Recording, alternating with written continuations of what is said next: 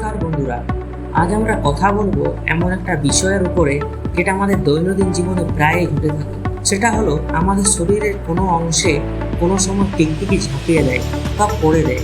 আমরা ভাবি সেটা হয়তো কোনো শুভ বা অশুভ লক্ষণের প্রতীক।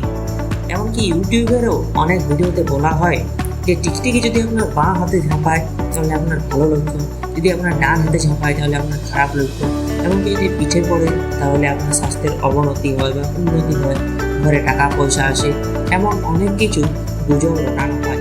কিন্তু আসল কথা হচ্ছে সেইগুলো সবই মিথ্যে বা কুসংস্কার। টিকটিকি হচ্ছে একটা প্রাণী, যেমন পোকা, কুকুর, বিড়াল সেগুলো প্রাণী, ঠিক তেমনি টিকটিকিও প্রাণী। আর একটা কথা, টিকটিকি কিন্তু কোনো অলৌকিক প্রাণী নয়।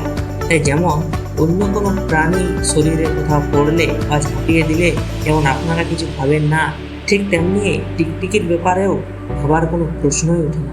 ধরুন একটা পোকা আপনার পিঠে ঝাঁপিয়ে দিল বা একটা মাকড়সা আপনার হাতে পড়ে গেল, আপনি কি ভাবেন যে আমার ভালো হবে না খারাপ হবে? ঠিক তেমনি টিকটিকিও তাদের মতো একটা সাধারণ প্রাণী। তাই এসব কুসংস্কার না মেনে বৈজ্ঞানিক যুক্তিতে বিশ্বাস করুন। আর যদি কোথাও দেখেন যে হাতে বা পায়ে টিকটিকি পড়লে সেটা খারাপ লক্ষণ, সে নিয়ে দুশ্চিন্তা করা বন্ধ করুন। আসলে এইগুলো কোনোটারই কোনো যোগ্য প্রমাণ নেই, শুধুমাত্র কুসংস্কারের ভিত্তিতে এই কথাগুলো চলে আসছে।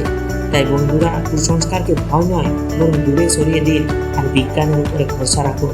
টিকটিকি কোনো শুভ অশুভ বার্তা আনে না, বরং পোকামাকড় খেয়ে আমাদের ঘর পরিষ্কার রাখে। ধন্যবাদ। ভিডিওটি ভালো লাগলে চ্যানেলটি অবশ্যই সাবস্ক্রাইব করবেন আর একটি লাইক দেবেন।